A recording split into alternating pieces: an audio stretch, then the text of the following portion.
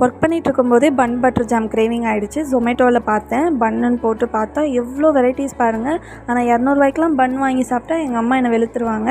So வீட்லேயே பன் இருந்தது, modern brand பன் எடுத்துக்கிட்டேன். ஸோ பட்டரும் எப்போவுமே இருக்கும், ஆனால் ஜாம் தான் மிஸ்ஸிங். பரவாயில்ல, மில்க் இருந்தது. ஸோ மில்க் பன் பண்ணி சாப்பிட்லாம். இந்த மதுரை சைட்லாம் ஃபேமஸ் சொல்லுவாங்க.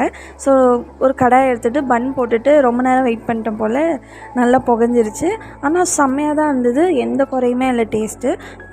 சிம்மில் வச்சுக்கோங்க. ப்ளஸ் அதுக்கப்புறம் பன்னை சேர்த்துட்டு கொஞ்சம் லைட்டாக சாட்டே பண்ணிவிட்டு கொஞ்சம் பன் கலர் மாறினோடனே நீங்கள் பால் சேர்த்துக்கோங்க. காய்ச்சின பால் சேர்த்துக்கோங்க, தூரமாக இருந்து சேர்த்துக்கோங்க. கொஞ்சம் சர்க்கரை போட்டுக்கோங்க, சர்க்கரை வேணுமோ சேர்த்துக்கோங்க. நான் மறுபடியும் 2 ஸ்பூன் சேர்த்தேன், ஏன்னா எனக்கு சர்க்கரை பத்தலை. அதுக்கப்புறமா உங்களுக்கு எவ்வளோ பட்ரு வேணுமோ நீங்கள் உங்கள் விஷ் தான்.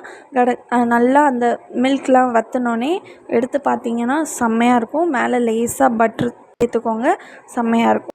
அவ்வளோதாங்க, நம்ம மில்க் பன் ரெடி ஆகிடுச்சு. இதே மாதிரி நிறைய ரெசிபிஸ் பார்க்க பிரின்சஸ் டைரியை சப்ஸ்கிரைப் பண்ணிக்கோங்க. பாய்.